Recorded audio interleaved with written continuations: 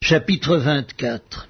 Lorsqu'un homme aura pris et épousé une femme qui viendrait à ne pas trouver grâce à ses yeux parce qu'il a découvert en elle quelque chose de honteux, il écrira pour elle une lettre de divorce et après la lui avoir remise en main, il la renverra de sa maison. Elle sortira de chez lui, s'en ira et pourra devenir la femme d'un autre homme. Si ce dernier homme la prend en aversion, écrit pour elle une lettre de divorce et après la lui avoir remise en main, la renvoie de sa maison, ou bien si ce dernier homme qui l'a prise pour femme vient à mourir, alors le premier mari qui l'avait renvoyée ne pourra pas la reprendre pour femme après qu'elle a été souillée, car c'est une abomination devant l'Éternel, et tu ne chargeras point de péché le pays que l'Éternel ton Dieu te donne pour héritage. Lorsqu'un homme sera nouvellement marié, il n'ira point à l'armée, et on ne lui imposera aucune charge. Il sera exempté par raison de famille pendant 1 an, et il réjouira la femme qu'il a prise.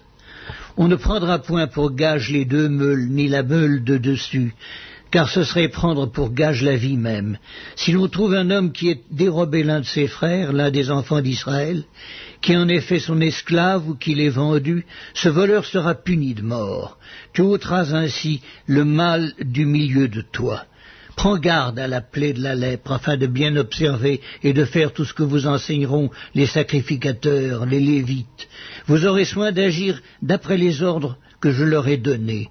Souviens-toi de ce que l'Éternel ton Dieu fit à Marie pendant la route lors de votre sortie d'Égypte. Si tu fais à ton prochain un prêt quelconque, tu n'entreras point dans sa maison pour te saisir de son gage. Tu resteras dehors et celui à qui tu as fait le prêt t'apportera le gage dehors. Si cet homme est pauvre, tu ne te coucheras pas en retenant son gage.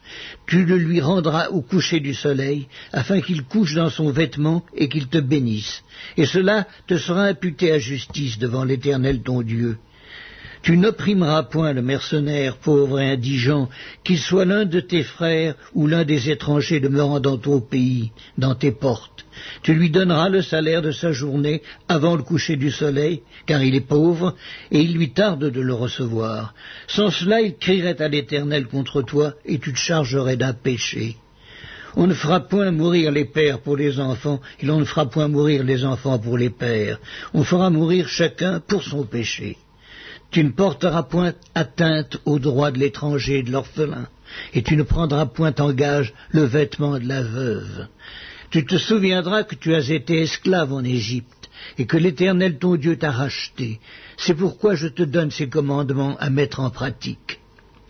Quand tu moissonneras ton champ et que tu auras oublié une gerbe dans le champ, tu ne retourneras point la prendre. Elle sera pour l'étranger, pour l'orphelin et pour la veuve, afin que l'Éternel ton Dieu te bénisse dans tout le travail de tes mains.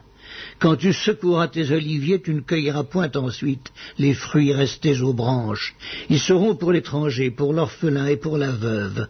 Quand tu vendangeras ta vigne, tu ne cueilleras point ensuite les grappes qui y seront restées.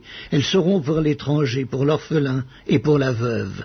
Tu te souviendras que tu as été esclave dans le pays d'Égypte. C'est pourquoi je te donne ces commandements à mettre en pratique.